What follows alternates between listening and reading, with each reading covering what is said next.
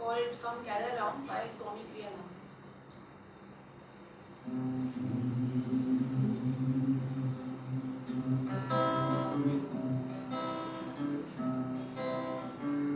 Come gather round, let joy sing out today. Dawn now is breaking, and the mountains say, it's only light that make the darkness run. Lift up your head, greet the rising sun.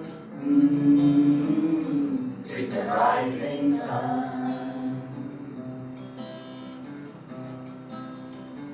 Some people think to harvest happiness by leading troubles, easing every stress.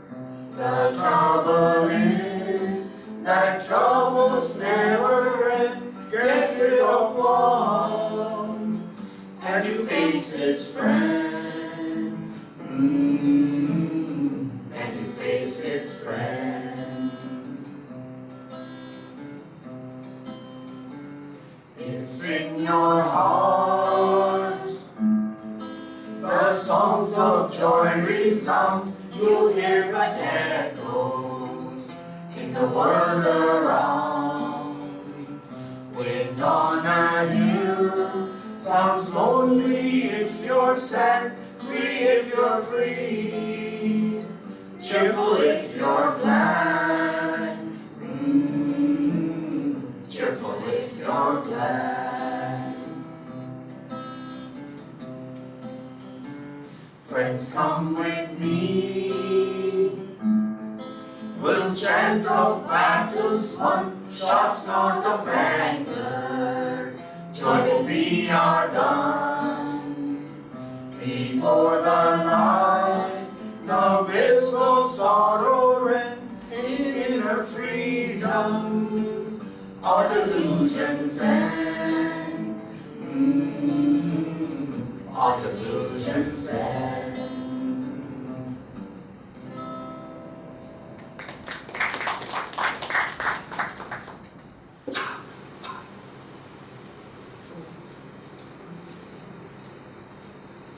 Challenges in life come in three broad categories: easy, difficult, and impossible.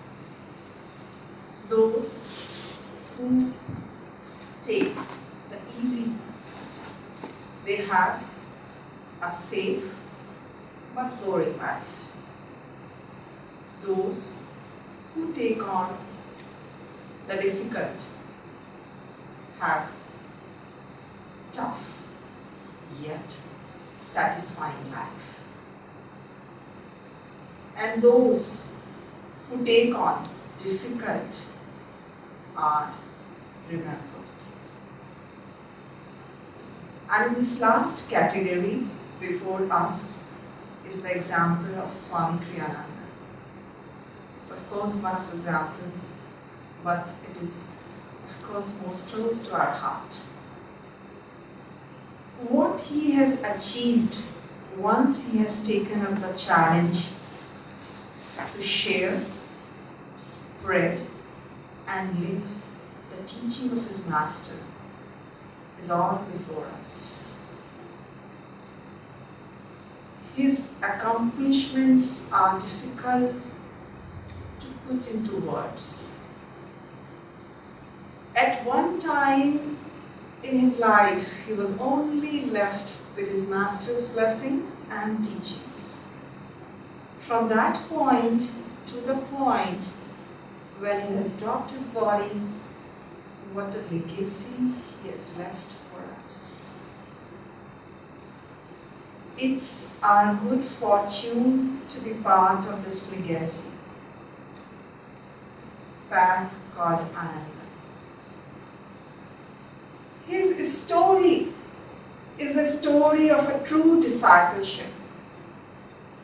On one hand, the story of opposition, prosecution, suffering, and at the same time, on other hand, the story of his achievements. Also, the story of his achievement of divine joy and inner freedom, which one receives only by giving oneself single-mindedly to the God. Once, after a very difficult time, Devi said to Swami Kriyananda, I don't know if I have strength to endure what you have had to go through in this lifetime. Swami answered with a deep conviction, faith is my armor. So faith is a divine gift to mankind which gives us courage to face these challenges. Faith brings enormous courage to remain centered at the hour of difficulty. And this centeredness in us draws right guidance and right action.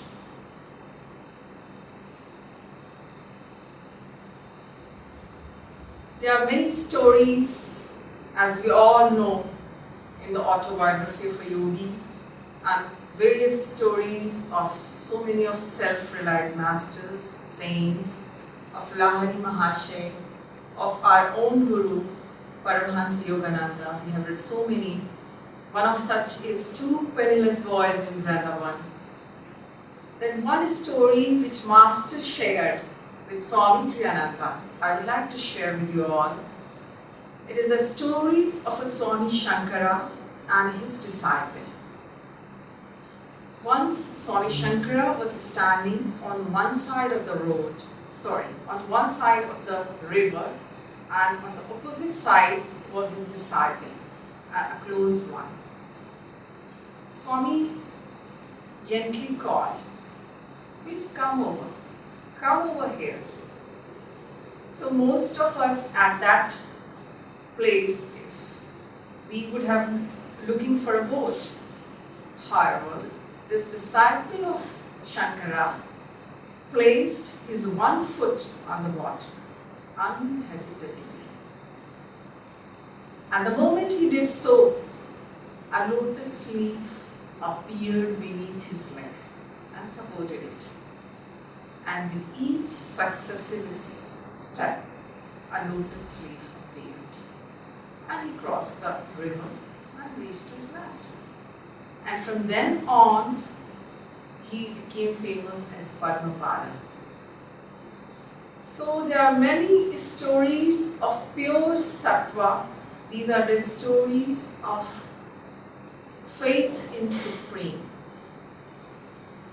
Everyone's faith depends upon his nature.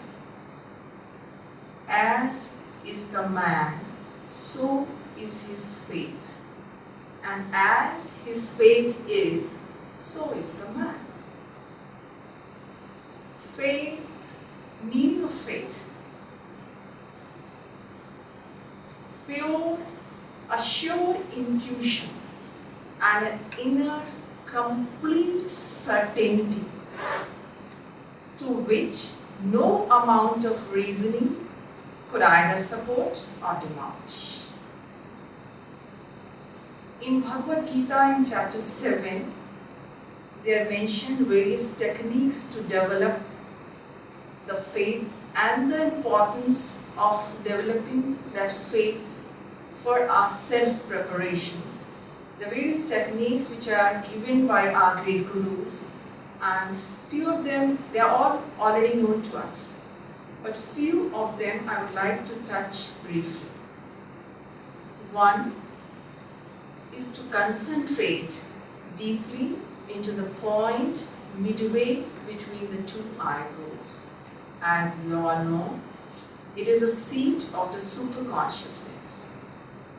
It is that part of brain beneath that forehead that is we call as frontal lobe.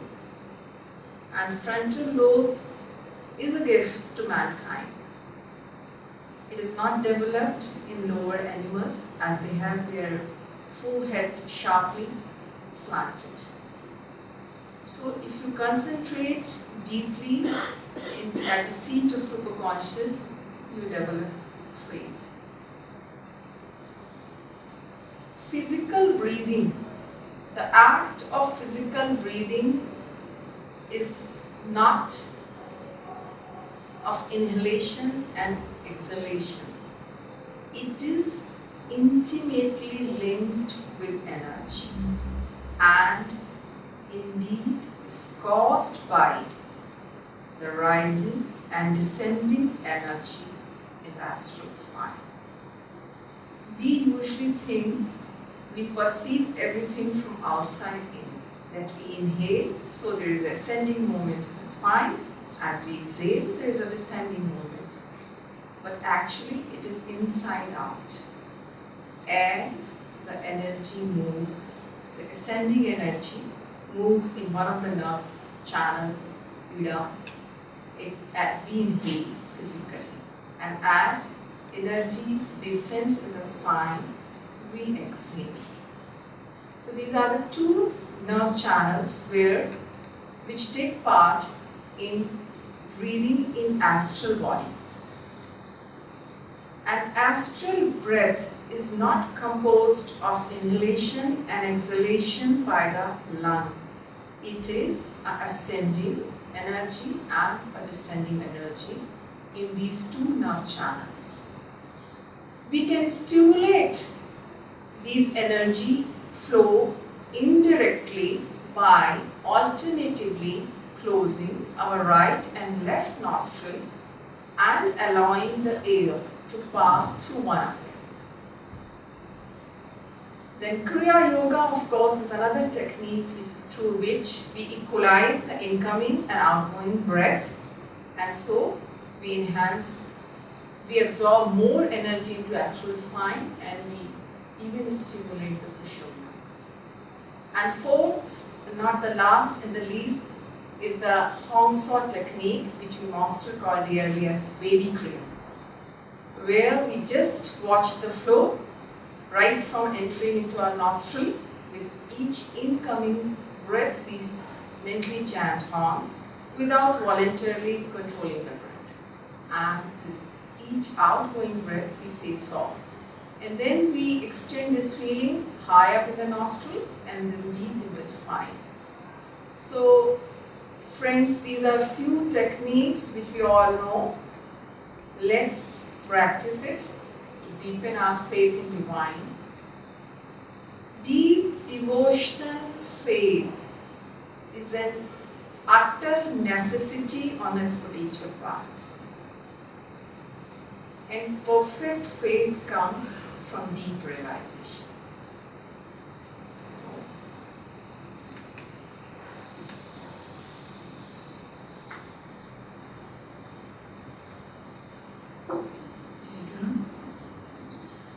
The topic I'm speaking on today is. Can hear you. Can you hear me? Okay. The topic that I'm speaking on today is service. I'll give a small example of how I understood service. Come closer to the microphone. I'll give a small example of how I understood the word service. In Gurgaon, when Swamiji had come, there was a big function being organized, and many volunteers from this center had gone there. Some were in charge of decoration, some were in charge of catering, and we had reached there 2 hours earlier than the scheduled time in order to take care of all the arrangements. I had also gone there, and I had taken my 5-year-old daughter with me. As it happened, we were in charge of decorating the stage, and I went there with my daughter, but she's a very active child, and she was coming in the way. So I took her outside, and I felt that she needs to be a little away from the stage. So before my daughter, I used to participate more actively in the service areas. But now I was feeling a little left out, and she was playing in the swings, and I was giving her food. So while doing that, it just occurred to me, why not give my service to this child as service to master?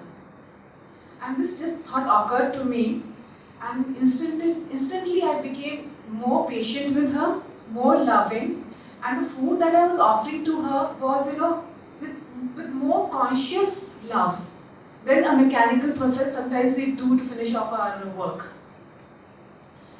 And then the Swamiji came, the talk started, and we all went in.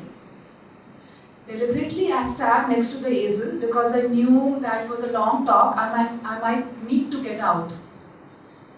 During the talk, first 15 minutes she was quiet. After that, she started becoming active. And somehow, as my luck would have it, someone came who had a walking problem, and I was forced to get inside the long row of chairs. Now, if I got up now, it would be disturbing a lot of people who were concentrating on Swamiji's lecture. And during my talks at Ananda, we had always been told that there were people who knew nothing about decoration, and somehow they would put up a very good altar. People who knew nothing about music, somehow in a very short time would learn to play very good music. So it was master, you start doing service, and then master helps you, assists you in rendering that service. So that thought came to me, and I internally prayed. I said, Master, I also looked after this child, and I also brought this child here to keep her in your vibrations. So in my service, now I need your assistance, because I am not able to keep her quiet. So you have assisted everyone over here, and I need your assistance now. The moment I said that prayer, you won't believe it what happened. My daughter became absolutely still, and for the next 1 hour of that lecture, she did not touch me. She did not utter a word. She just sat in her chair perfectly still for the next 1 hour. And I was just moved to tears. Why? Because I understood that day. Service is the consciousness behind the act. And bigger than that, no service is too small in the love of a God. He accepts the smallest service as the biggest service he might offer him. There is no distinction in his eyes. So friends, let us try to do the smallest bit, because he receives it with equal love. Thank you.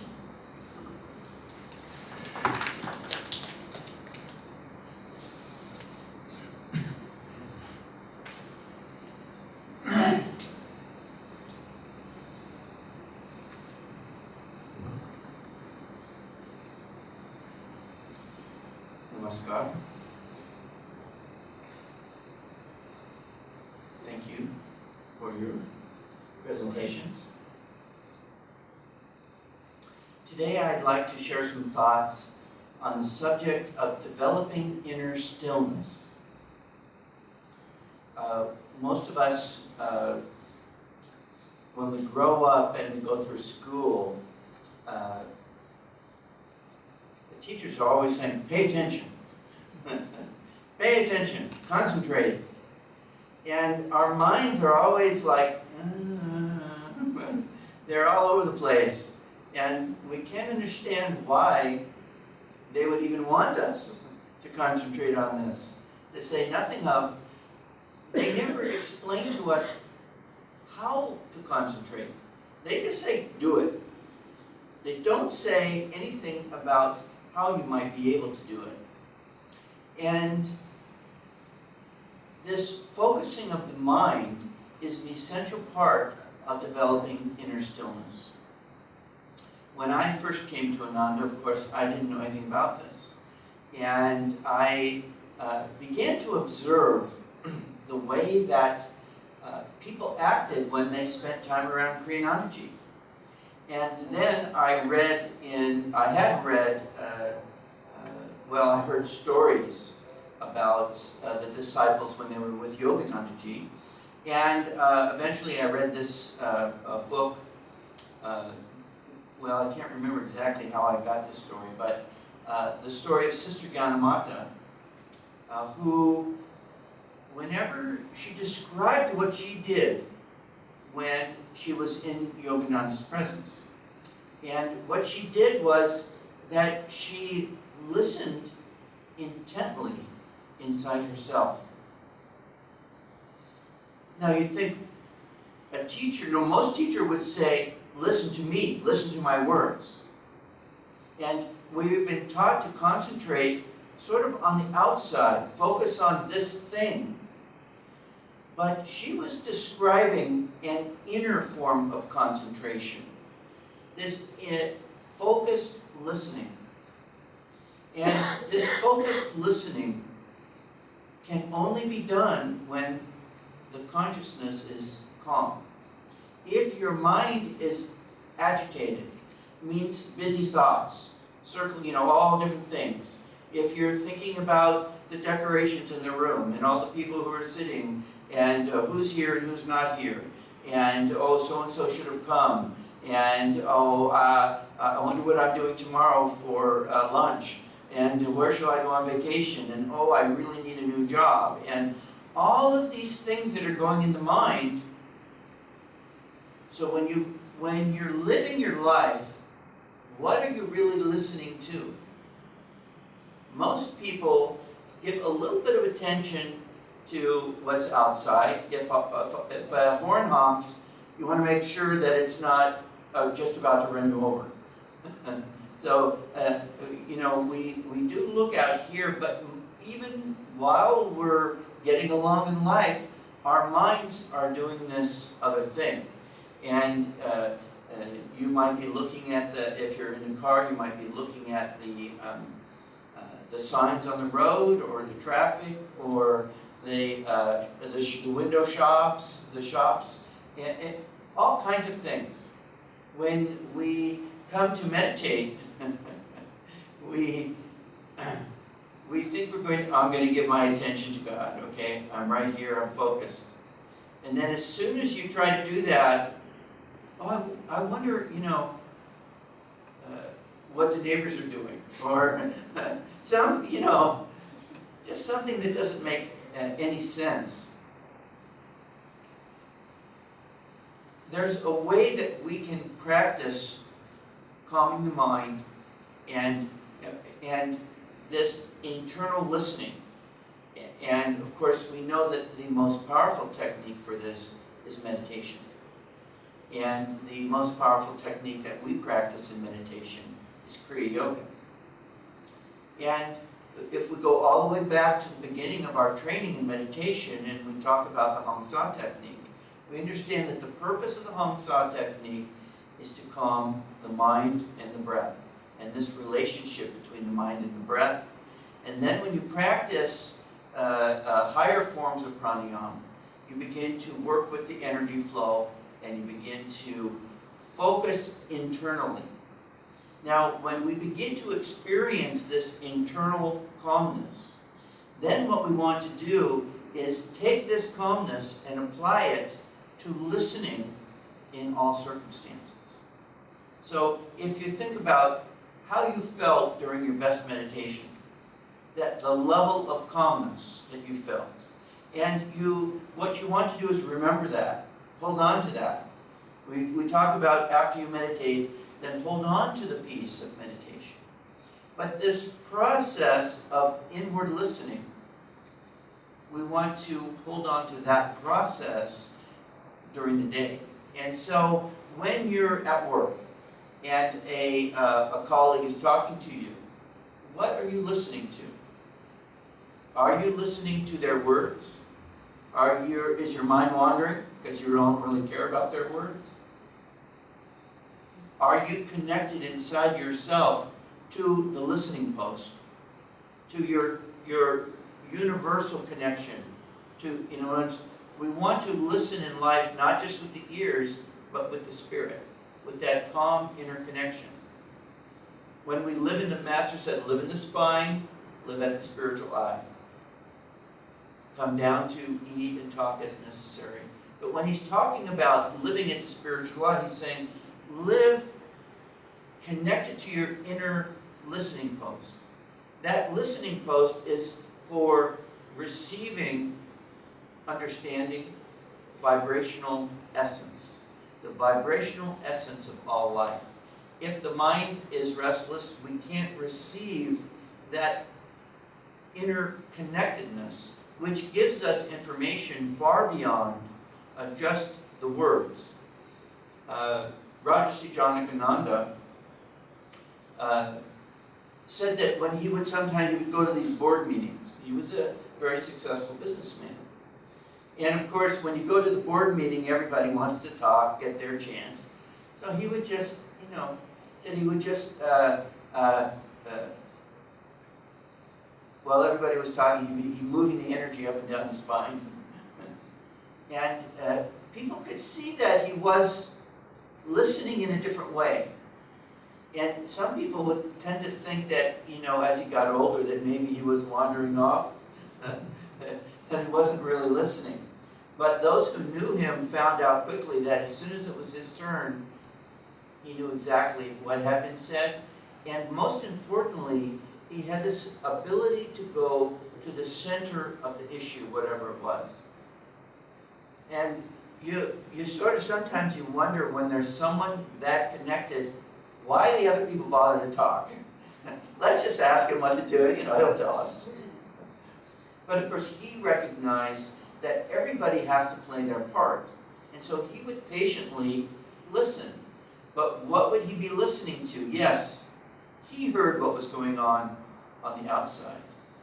But he was listening even more intently to what was going on in the inside.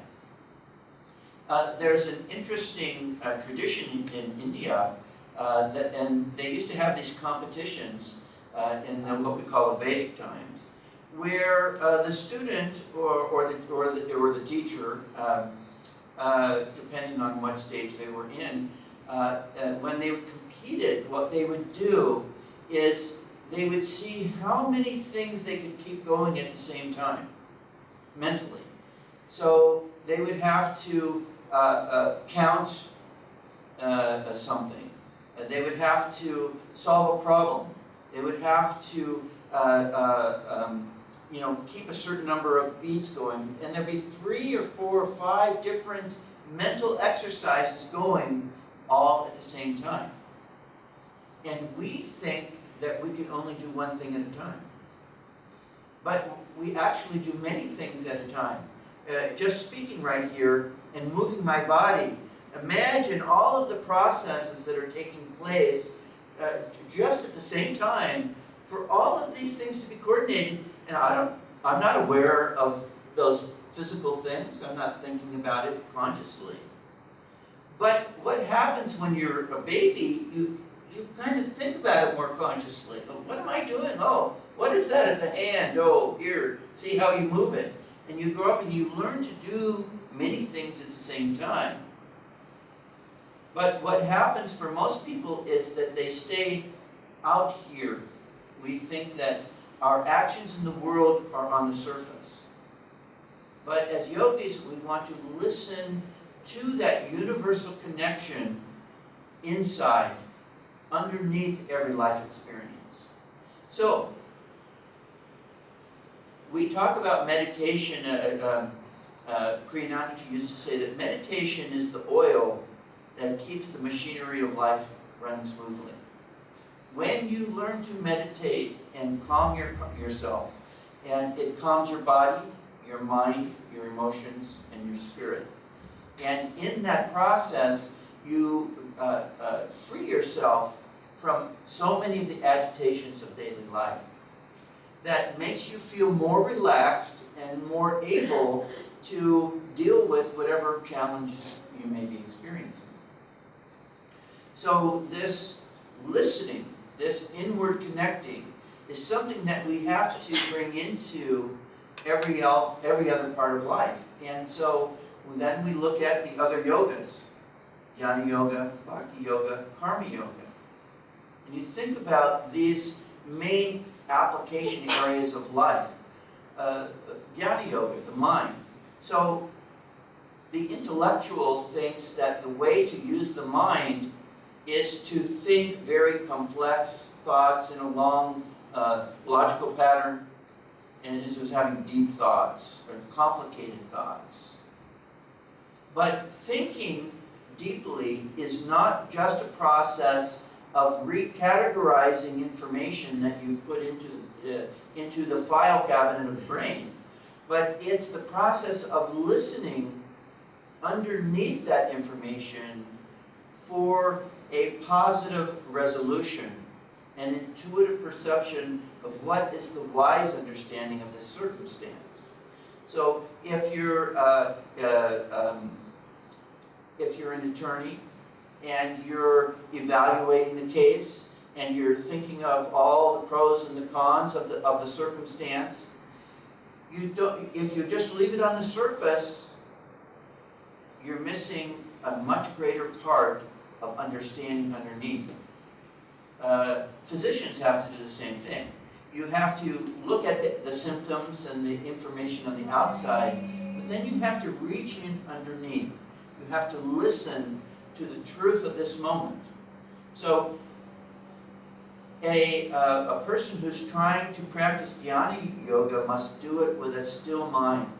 Focus, stillness, to reach wisdom instead of just information. Karma Yoga is the same. We tend to think of Karma Yoga as what you're doing on the outside, which you were explaining so well. It's not about what we're doing on the outside, but how we're doing it on the inside that's manifesting something positive on the outside. And so when we're practicing Karma Yoga, we don't want to, even if it's something very physical, like let's say I'm chopping the carrots. Okay, so I'm chopping the carrots, but then some people would tend to take it too far there and oh yes, that was and these are outward misconceptions about what we're trying to do. So what we want to do is we want to be energetic and enthusiastic. We need to work within the parameters of the situation and our body's capabilities. But the Yoganandaji at Mount Washington, occasionally they would hire outside people to do various jobs. But most of the maintenance of the buildings and much of the construction, if it needed to be done, was done by the disciples. And one time they were doing some, I forget what it was, a wall. I think they were painting a wall. And there was a group of monks there, but there was also some nuns. And the monks were doing the,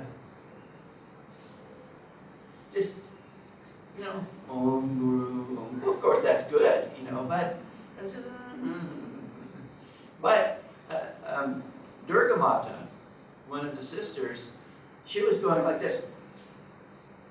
She was just really giving it 100%. 100%. But she wasn't doing 100% like going wild and crazy. She was just intently focused, very high energy. But she could do high energy and stillness at the same time. Inner connection. And you know that one of the attributes of spirit is power. The ability to channel great flows of energy into whatever you're doing. But that accessing that power cannot be done with the restless mind. You have to have the calm mind. You have to have practice, the inward connecting to, and then the opening up of the floodgate of that divine potential. So when we practice Karma Yoga, we have to link it to listening in stillness. What is it that God is how does God want to do this service through this form? And when we harmonize in that way, we become clear about the best way in which to serve, and not only in terms of doing the project itself, but what project should you be doing? We want to harmonize our actions with what does God want to do with this life. In order to do that, we have to listen. We have to listen to God's will, listen to God's flow through our lives.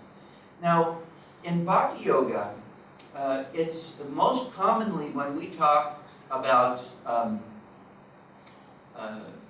expressing devotion, and one of the basic forms of expression of devotion is chanting. And you see how people chant, and if you think about it, the same thing happens in chanting that happens with painting the wall. There's the people who are going, and the people who are going, they're all over the place. And in a certain way, there's a time and a place for both expressions. But what makes it really real in terms of spiritual attunement is what's happening inside. What level of interconnection is taking place? Is there a actual, we talk about worship. And if you think about worship, the early forms of worship that they depict in movies is the savages bowing down before some kind of symbol of God. And the consciousness that is representing is one of surrender because of fear. You bow because you're afraid that if God is mad at you, then there'll be flooding, there'll be famine, there'll be all kinds of problems. And worship becomes, and then you see in many religions, this ritualistic offering. So why are you offering this? You want to appease the God. Don't give the God something to eat. It'll keep him distracted from the things that you're doing wrong. Yeah. Give him gold. Which doesn't make any sense. What does God need with gold? He is already the gold. Worship is about communion, about being with. When you're closest to people, I think, physically when you embrace a person. And just embracing a body, that's not hugging. Hugging is communion. Hugging is reaching out with your spirit and entering in your spirit, which is flowing with love. Where does that love come from? Spirit. How do we attune to it? In stillness. You see, when people express their devotion, their love, their caring too outwardly, they actually diminish it. Because what happens, the difference between, let's say you're greeting a friend. And so you greet a friend, of course it's so beautiful in the Indian tradition. Even still, you don't necessarily even touch. Namaste. My spirit is communing with your spirit. But most people, they'll shake the hand or they'll hug. So, but you see the way people hug. And some people are doing the, and some are doing that very outward. And they get on, hey, I-oh! Now, you could do this loud thing in the spine, but it's much less likely. You have to find that balance in which you're expressing your natural personality, because we have personalities, some are more outgoing, some are a little more reserved. But you want to express the personality that's flowing through you from stillness, from this interconnectedness to God flowing through your life, which means you listening for that inspiration, for that flow. When we are calm and listening, then we are able to attune ourselves in the best way to, remember, life is a school. School is always in session 24/7. There is no such thing as a vacation in the school of life. We can think we're on vacation. We're not. We can play hooky. We can try to get out of school. But the fact is that everywhere we go, it's school. And the only way that we're really attending school on the deepest way is when we're listening. Because even if you're sitting in the seat, if you're not listening, you're not there. You're at school and you're daydreaming. Your mind is somewhere else. So this process of stillness needs to be brought into every part of life. In Bhakti Yoga, the activity that we do, which is the flowing of our heart's devotion towards Spirit, it's an act. It's a flow of consciousness. But that flow of consciousness, you can use outside to stimulate it, but then it's got to go inward to stillness. And so if you see the saints, what do the saints end up doing when they do kirtan? They start by chanting, Sri Ram, Jai Ram. But the next thing you know, well, they are not chanting anymore. They're in the stillness. They've gone beyond. And when the saints are practicing Jnana Yoga, Bhakti Yoga, Karma Yoga, they're going beyond that which you can see on the outside, and they're communing in stillness to that which is universal, which connects all things. And through that connection, from a very personal, selfish point of view, we might say, the greatest advantage to us is peace, joy, well-being. When we live connected to that, we're connecting directly to the universal source of peace. But the advantage of that is not only do we feel better, but then that vibration and connectedness reaches out into the rest of our life and affects everything and everyone that we come into contact with. The greatest thing that we can do as individuals in life is to seek God, to commune with God, and to share that communion with all that we meet. This is our path. We need to understand that this process of inner listening is essential.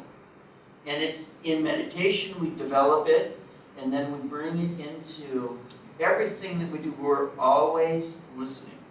We're always listening for God's presence in our lives. We say, well, I want to do God's will. I want to do Guru's will. Well, how do I hear Guru's will if I'm not listening? Attunement. I tune into it. I pay attention to it. I live in calmness. And in that calmness, I'm able to hear God's guidance and presence.